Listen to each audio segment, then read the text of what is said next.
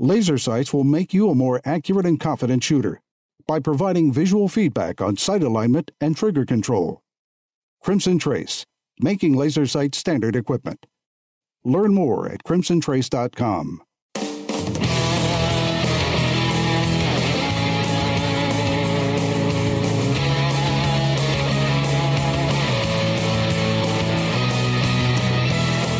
Today on Tom Gresham's Gun Talk. On this Memorial Day weekend, we invite you to call in to 866-TALK-GUN with your stories, remembering those who have made the ultimate sacrifice for our country. Plus, guns, ammo, suppressors, air guns, all that and more. With 6 Hours' Tom Taylor. And now, the host of the show, Tom Gresham.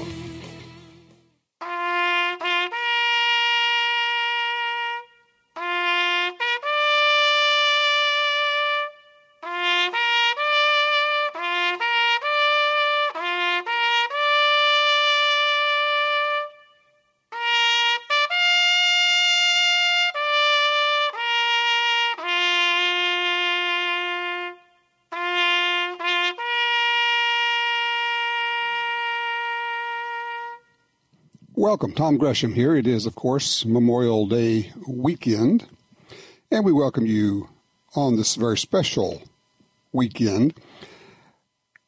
A number of people have said, "Hey, don't say it's Happy Memorial Day. You're not celebrating it." We observe Memorial Day. It is a day for remembering those who have, as they say, given the ultimate sacrifice, who have died, generally in battle, military, for us.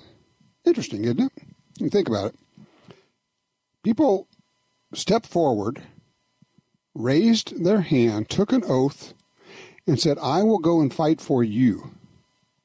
I will go, and knowing that some of us will die, I will die for you." That's a gift. What a sacrifice.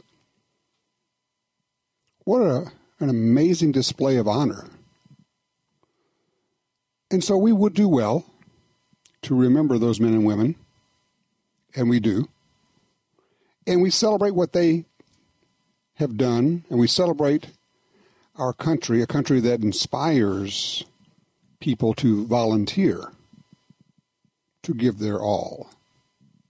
Hoping they don't have to, obviously, but willing to. It's an interesting thing. And I think maybe we don't. A lot of us don't think about it as much as we should. And we also don't extrapolate it to our lives, if you will.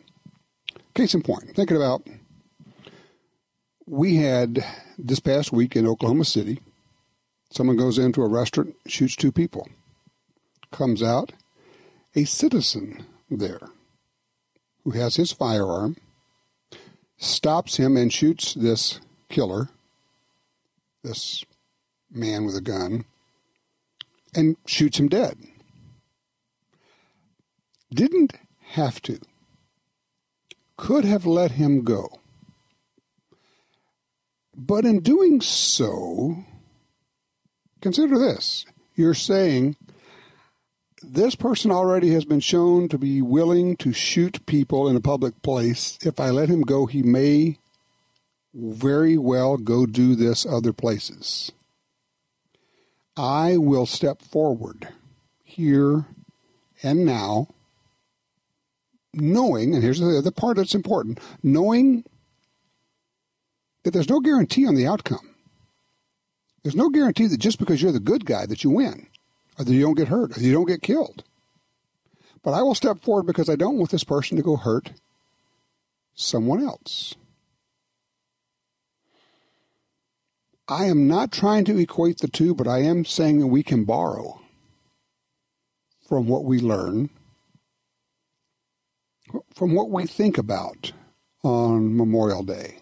I offer that thought. And I would request your thoughts, your consideration on that. When you think about this, I'll end up telling you, kind of how I approach it. We'll do that in a minute. When you think about this, when you think about, and I've said, look, don't assume that I'm going to come to your rescue.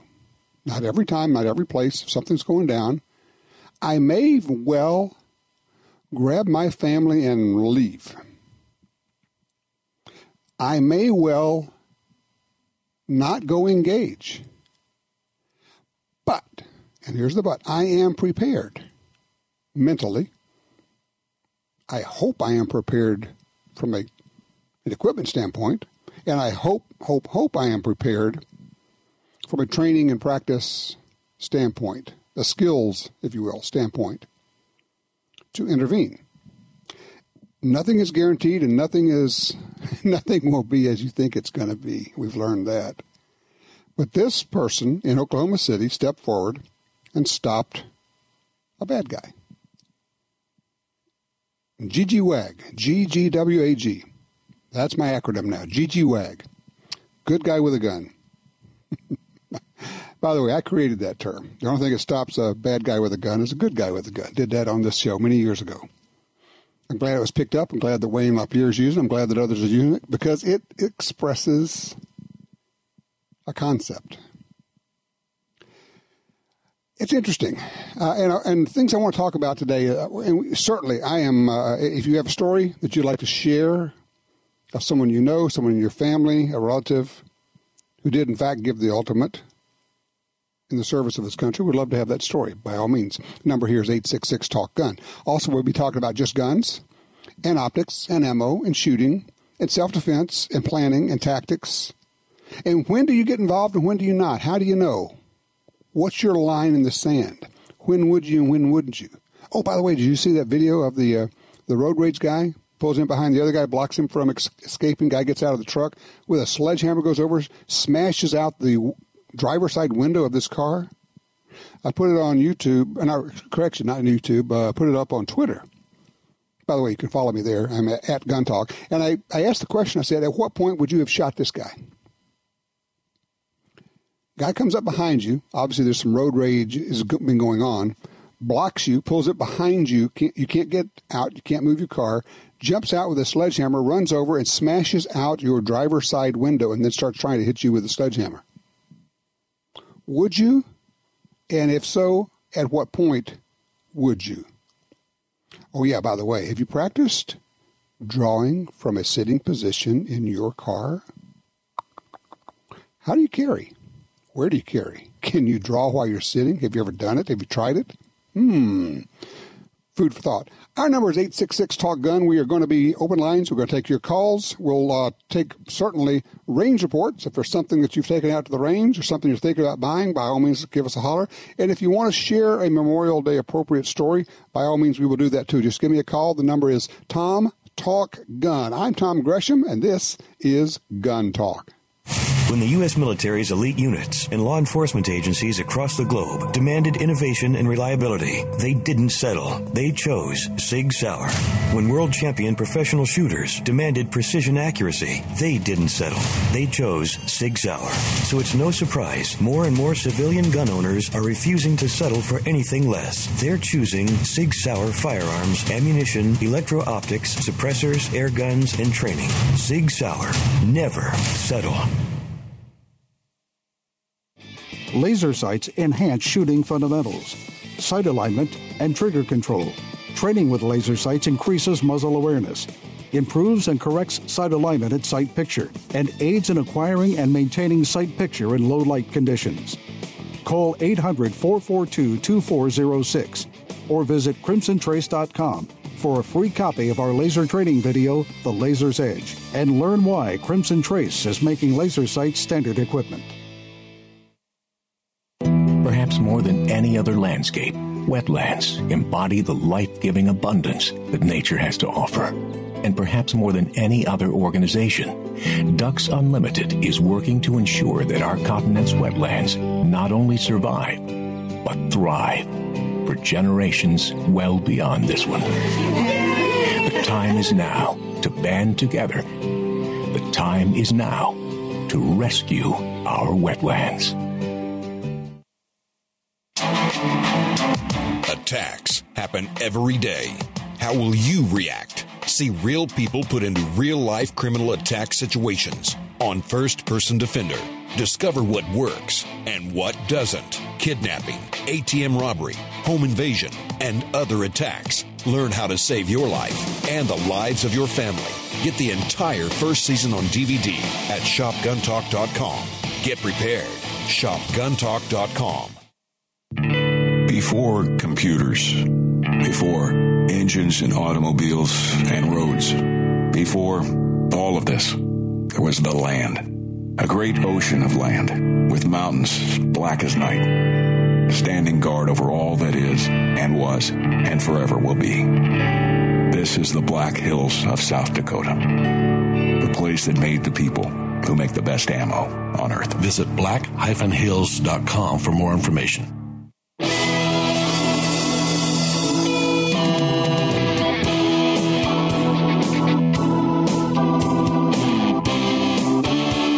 We are, in fact, open lines if you'd like to talk about, well, any kind of gun. Doesn't matter. Your gun, my gun, revolvers, single shots, double barrels, over and under, side-by-sides, lever actions, semi-autos, pumps. I just don't care. We'll talk about any of them. I like them all. Sometimes. Some I like more than others. I think that's probably the way we are with a lot of things. Oh, did I mention? I can't remember if I mentioned this last week. Movie Wind River, W-I-N-D, Wind River. A Marlin lever-action rifle plays a big part in it. It was very cool. Picked that up, I think, Netflix or Amazon Video, one of those. We were watching. It was very cool. Anyway, I love movies that have good gun stuff in them, and this one was that. By the way, if you have a good gun movie you'd like to recommend to others, we all like it when somebody shares. Go, hey, I didn't know about that one. By all means, let us know what your favorite gun movies are. Line 3, Glenn's with us out of Washington State. Hey, Glenn, what's on your mind? Well, I got a perhaps easy question for you, but I don't know quite where to go. Okay. I have our family collection of guns, and one of those guns is a .40-65 made in 1880, or patented in 1886 and made in 1887. Now, my family moved here 2 years after the Civil War, and I would like to know if there's any way that I can find out the original purchaser of that rifle. It's possible, and I do know where to send you. You're in luck because there is one place to go which may, I emphasize, may have the records on that, okay? Sure. It's called the Buffalo Bill Center of the West. It's the Cody Firearms Museum in Cody, Wyoming. On the web, you just look for centerofthewest.org. Really easy, centerofthewest.org, and then you'll click on the Cody Firearms deal, and it'll say Cody Firearms Record Office, and you can contact them to get information. As long as you have the serial number or the information on it, they ended up getting all of the Winchester records, or at least most of the Winchester records. And so this is a service they offer. Now, I think they charge for that to get a factory letter issued, which would be a cool thing to have to keep with the gun anyway, of when it was made and all the details on that. But yeah, if you'll go to centerofthewest.org, that'll fix you up. And another bit of movie trivia. Yeah? Do you know the movie Josie Wales? Yeah, the outlaw Josie Wales. The pistol featured in that was the most powerful handgun invented until the .357 Magnum. It was designed to stop a running horse, and it was used by the Texas Rangers for a long time, and it got so popular they started selling it to everybody else. It was kind of hard to load because it had an oddball-shaped bullet. Well, now, here's an interesting thing. All right, take that piece of information. The outlaw Josie Wales, most powerful handgun at the time, played by Clint Eastwood, right? Yep. Later on, what do we have? Clint Eastwood with the .44 Magnum, the most powerful handgun in the world. Oh, there you go. So there you go. There's an interesting little, as they say, I don't know if it's a coinkydink or what that is, but it's an interesting little data point. Fascinating. Glenn, thank you so much. But yeah, contact those guys, centerofthewest.org. They can help you out. I appreciate that, sir. Tim is in Carson City, Nevada on 2. Tim, Oh, Tim just dropped. I tell you what, Tim, give me a call back because I want to talk about that subject if you get a chance. Line 1, Todd's with us in Portland, Oregon. Hey, Todd, what's on your mind? Greetings, Tom. Oh, I just saw an interesting YouTube video, and you were talking about personal protection. And Clint Smith just put out one, I think it was yesterday or the day before, about this rich lady that showed up at his class. She was going on about how she didn't want to get expensive Gucci shoes dirty and all this, and how she didn't need to attend the class, and how she had a bodyguard. Her husband was rich. Clint says, well, I don't care if you attend the class or not, but you need to know one thing, that they're going to shoot your bodyguard. They're going to get your kids and kidnap them and ransom them, and they're going to shoot you, and your husband's going to have a new wife in a month. He doesn't care about you. Your bodyguard doesn't care about you. And I just thought it was a really good thing about skill sets. And she decided to take the class and turned out to be one of his best students ever. But it reminds you, Jeff Cooper was always talking about your perimeter security. The gate guard, only give him a 12-gauge single shot because he might defect. That's the best he's going to be able to defect with, and he's going to give the alarm. And then your bodyguards are, they're all could be compromised. But so you yourself, the principal, this goes for everybody. It doesn't deal with just rich people, are the one responsible for your security. Well, take that to anybody.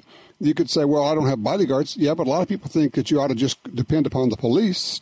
That's their job. That's not your job. Let them take care of that. Well, and they don't understand that according to law in the U.S., the police don't have to come. And the police, if they come, they don't have to protect you. They have no legal duty to protect anybody. Now, that's not saying they won't come. It's not saying they won't protect you. If they get a chance, if they can. But you can't depend on, one, you can't depend on it, and two, you have no legal recourse if they come there and stand there and watch you get killed. Exactly, and it's just the point. Last week the guy said the job of the government is to make you feel safe. Yeah, isn't that the truth? That's reassuring. But don't you just love Clint Smith? He has a way of cutting through the noise, cutting through the clutter, and it's like a guy with an intellectual chainsaw. Oh, my God. And my wife, she's a gun sight graduate, and his language drives her nuts. But, we high-fived after listening to that last night. When I got home from work, I played that Clint Smith thing. And we were like, so don't know. If you get a chance, by all means, you got to go on YouTube. You got to look at Clint Smith stuff. He is so eminently quotable. There are so many Clint-isms out there. I mean, when he gives you stuff like, incoming fire always has the right of way. That's right. Okay. Yeah, got it. 10-4. Got that. Okay. Very good. Hey, I appreciate it, Todd. Well, you can.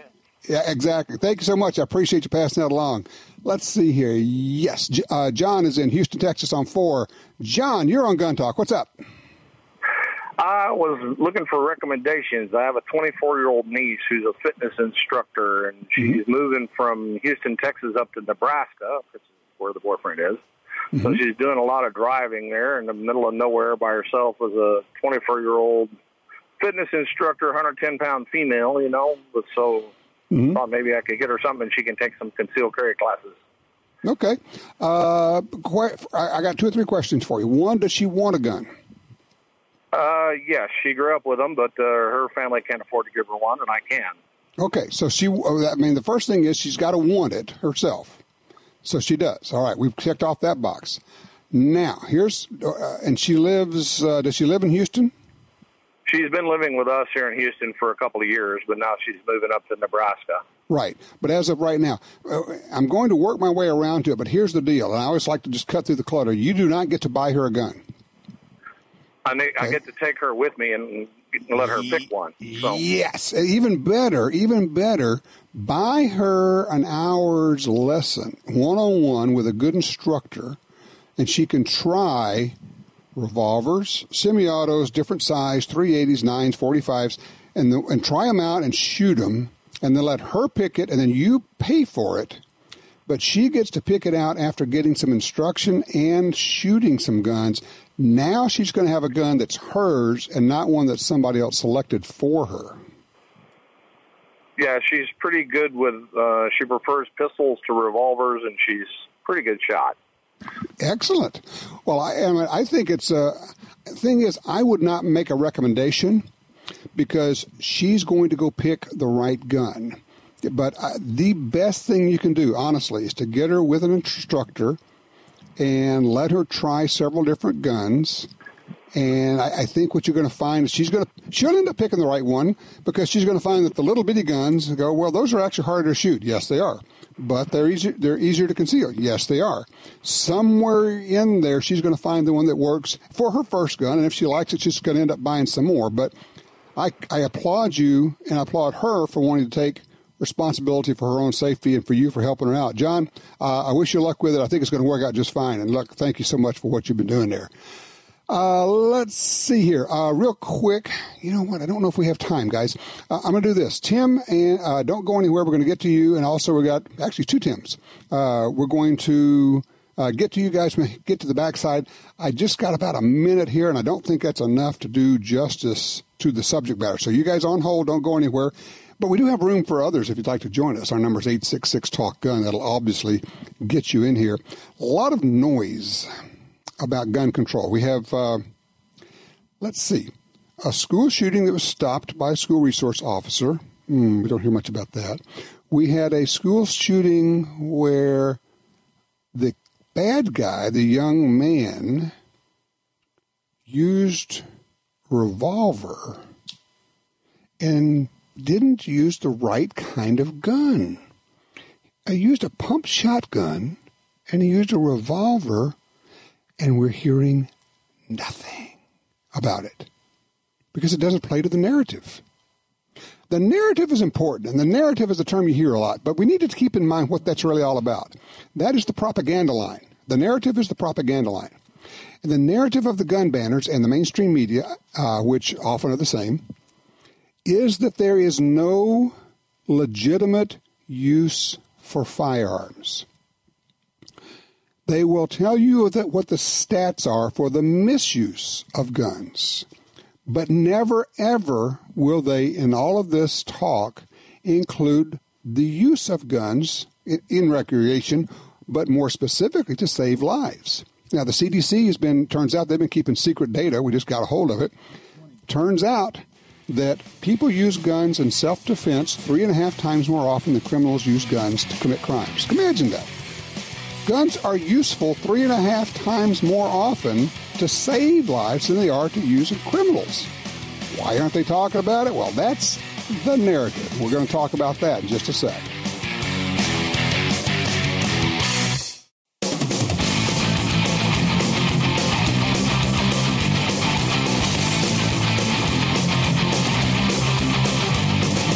Sign up for our Gun Talk newsletter and join the Truth Squad at www.guntalk.com. Now, back to Gun Talk with Washington Times opinion page regular contributor Tom Gresham. Yeah, I'm back with Tom Gresham, 866-TALK-GUN, or just dial Tom Talk Gun if you'd like to be a part of this. It's a free-for-all.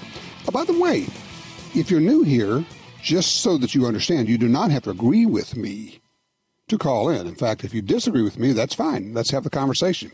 Now, we don't allow you to get nasty, but I'll give you the floor, and you can explain why you disagree with me, and we'll have a conversation.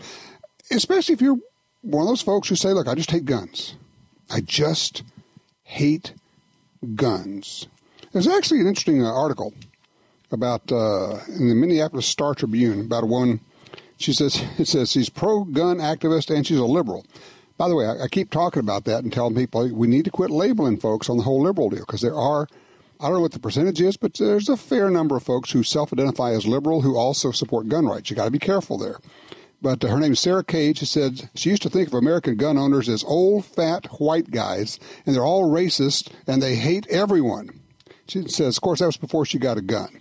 She's young, biracial, and passionately liberal. She's also become a self-described gun nut and a staunch defender of gun ownership. She's got ARs. She's got a lot of other stuff.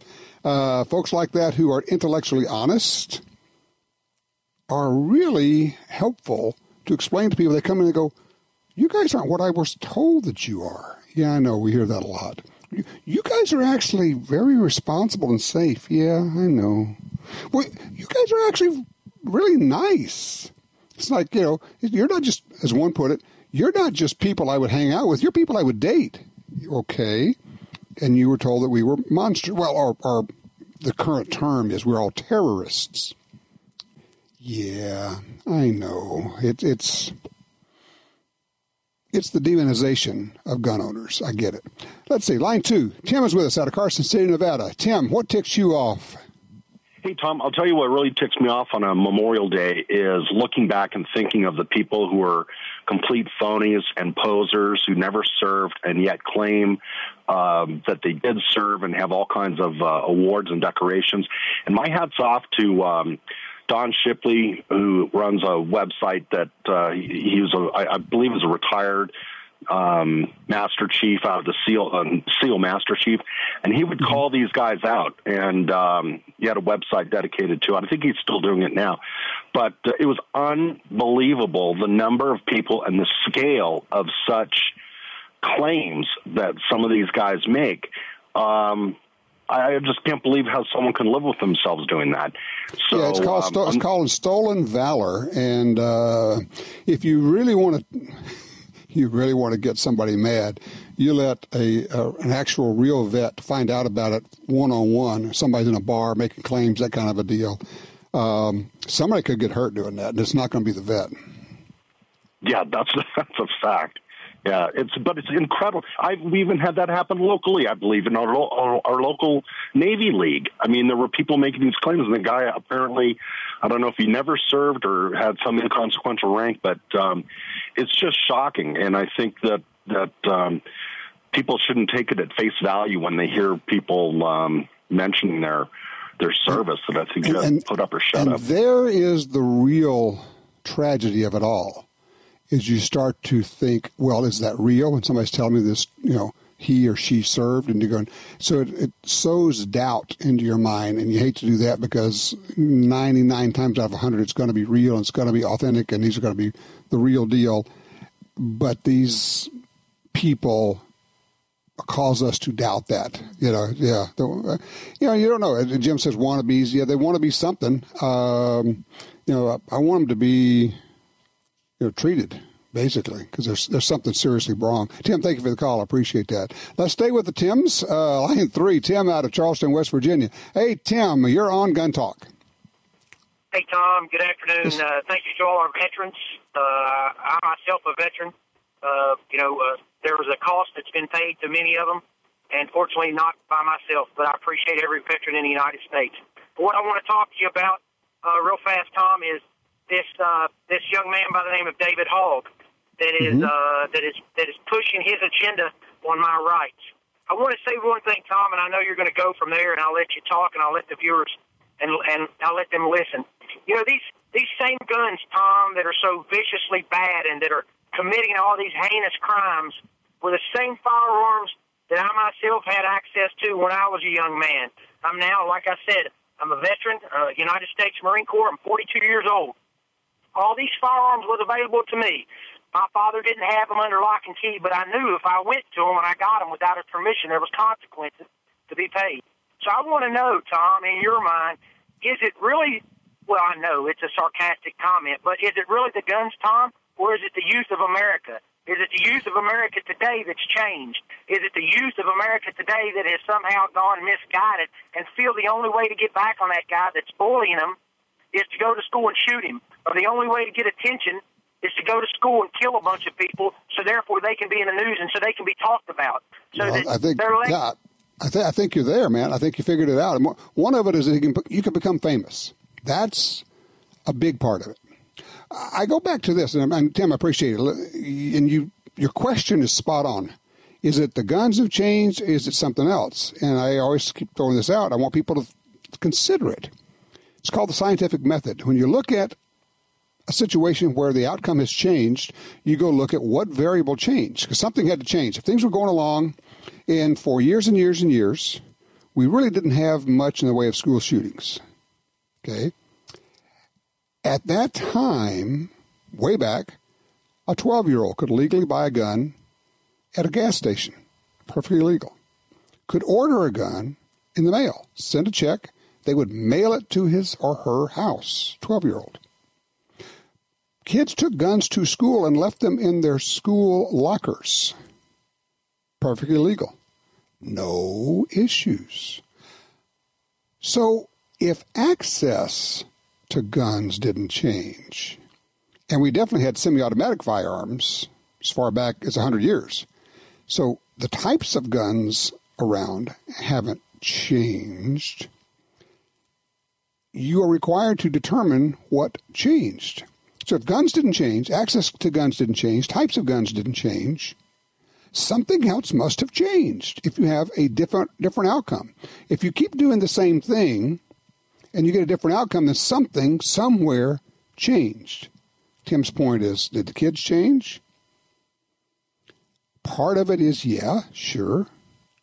Part of it, and I am utterly convinced of this, is when you play reality-based games where you simply kill people for dozens and hundreds of hours on end, video games, it's not going to affect everyone the same way. It's not going to make everyone a stone-cold killer, but it is going to change some people.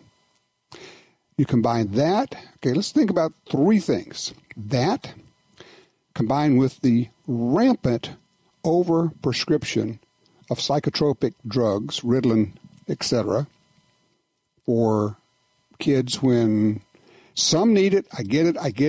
Okay, I understand. Some need it.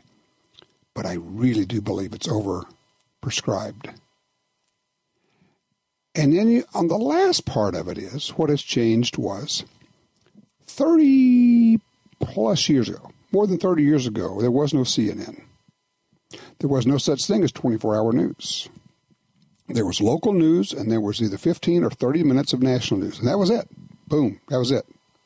Now we have 24-hour news, and it just bombards you constantly, and they need to fill it. So a story that happens somewhere else in the country feels like it happens to you because you hear about it. Before, you wouldn't hear about it. We make them famous. We make murderers famous. We make young murderers famous, thus encouraging others to do the same so they, too, can become celebrities. Simple as that.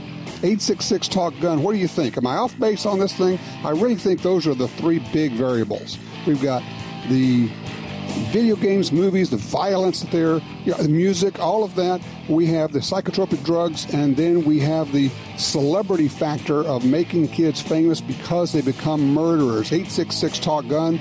Tell me how I'm wrong.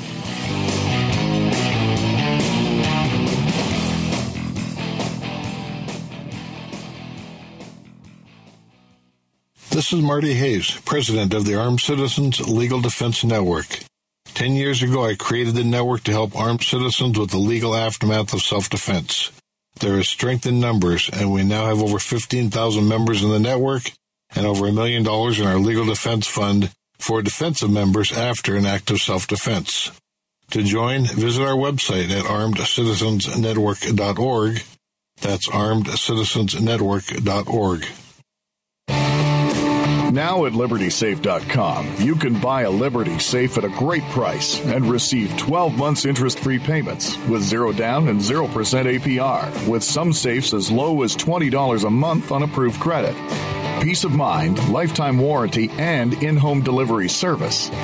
Go to LibertySafe.com now for 12 months interest-free payments with 0 down and 0% APR. LibertySafe.com. For 36 years, the U.S. Sportsmen's Alliance has been fighting to protect hunting, fishing, and trapping for sportsmen from coast to coast. Today, we are under constant attack from extremist animal rights groups who want to end your ability to hunt in the U.S. Join us to protect our sporting heritage and our way of life outdoors. To join or for more information on how you can help, go to ussportsman.org. That's ussportsman.org. You got your carry permit, and that's good. But you know you could use more training. Get the DVDs, which have what you need. Springfield Armory presents Concealed Carry 1 and Concealed Carry 2 with Bata Group. Learn specific concealed carry skills from Top Gun fighting trainers. Get trained. Be prepared. This really is life and death. ShopGunTalk.com. That's ShopGunTalk.com.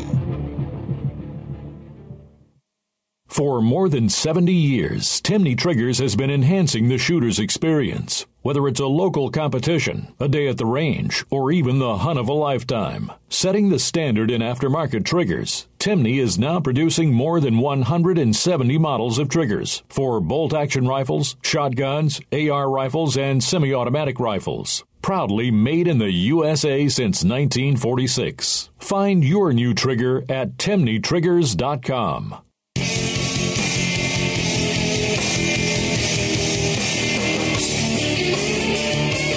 All right, back with the 866 Talk Gun gets you in here. By the way, Sportsman's Warehouse, they sell guns. They said that they were a holdout. They're not doing the whole virtue tour, getting rid of guns or pretending they're getting rid of guns.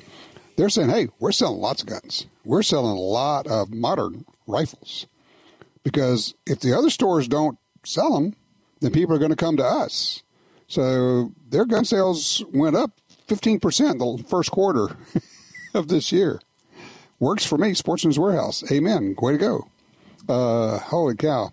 Lots of companies doing the whole virtue tour, if you will. Publix, a grocery store down in Florida. David Hogue came in there, did a die-in, a protest, because Publix makes contributions to different political causes. One of those is they make contributions to a candidate who gets NRA money. And so as a result, and here's the interesting unintended consequences, as a result of these, was half a dozen or a dozen kids doing a protest, they get ink, they get TV time, and David Hogue is a TV creation. And he is, the most dangerous place around him is between him and a camera. As a result, Publix decided, okay, we're just not going to make any public or contributions, any charitable contributions. They were also making charitable contributions to what a lot of people would think were more of the left side. So Hogue basically turned that spigot off as well. Is it interesting that we are told that 18, 19, and 20-year-olds, it's certainly anyone younger than that, much too young to own a gun, to buy a gun, can't be trusted. They don't have the judgment. But we should listen to those same people about how we should change our Constitution. Weird, don't you think? John's on one in Fargo, North Dakota. Hey, John, welcome to Gun Talk. Good afternoon, Tom. Yes, sir. Well, you know, I'm going to make a comment/question, and then I want to follow up on the backside with your age-old question that you always ask, what are you willing to do as a gun owner? Okay. Now, the thing that's annoying me, we're already a quarter of a year, almost 4 months, past the Parkland incident, where it was pointed out on many levels that many balls were dropped by those law agencies that are tasked with the job of enforcing gun laws and regulations.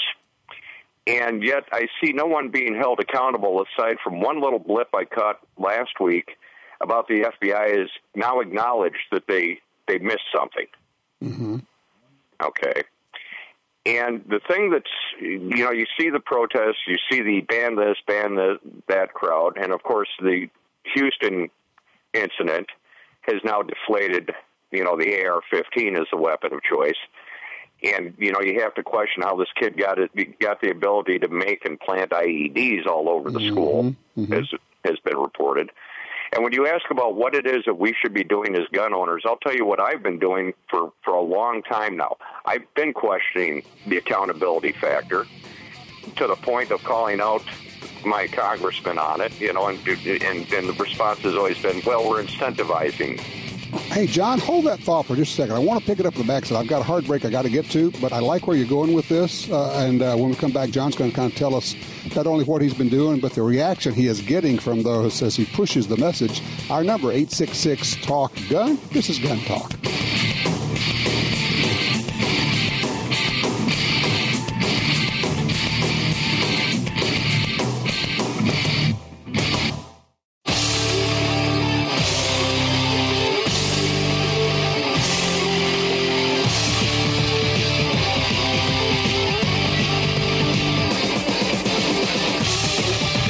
All right, we're talking with John out of Fargo, North Dakota. John, you talked about trying to hold those who fail to protect us accountable, and you've been basically trying to talk to, elected officials about that?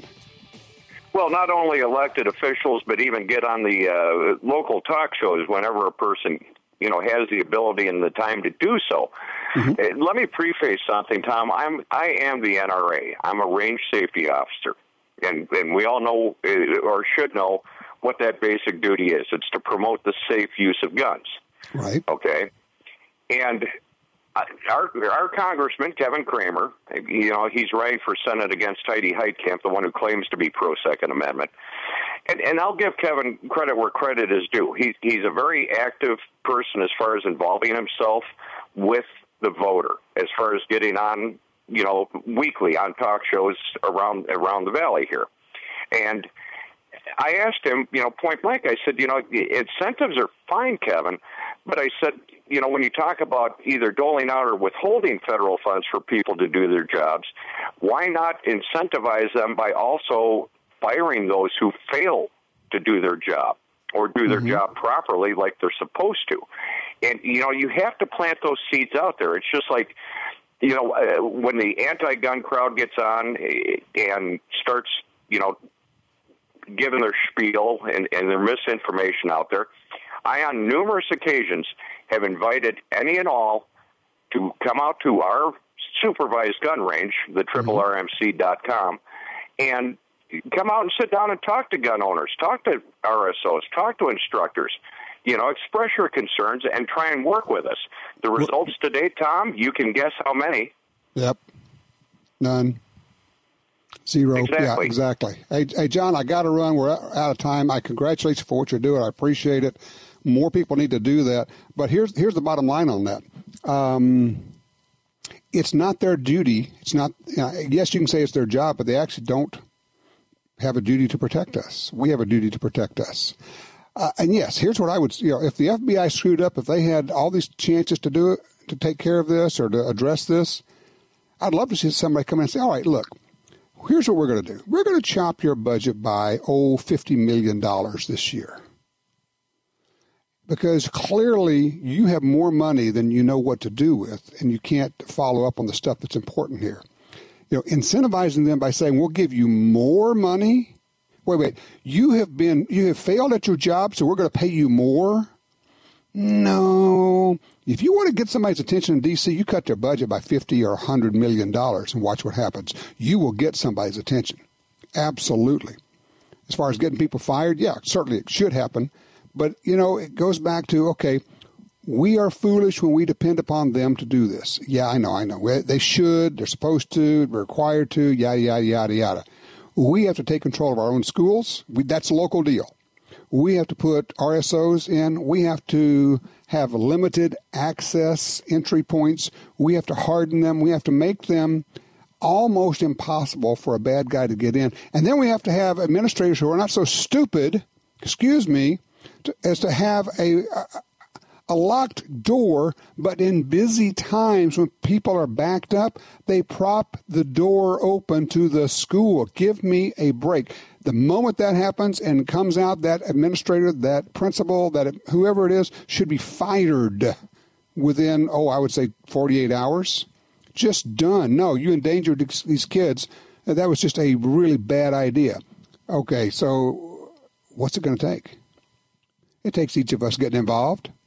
It takes us going to school board meetings, most boring places on earth, but where things happen.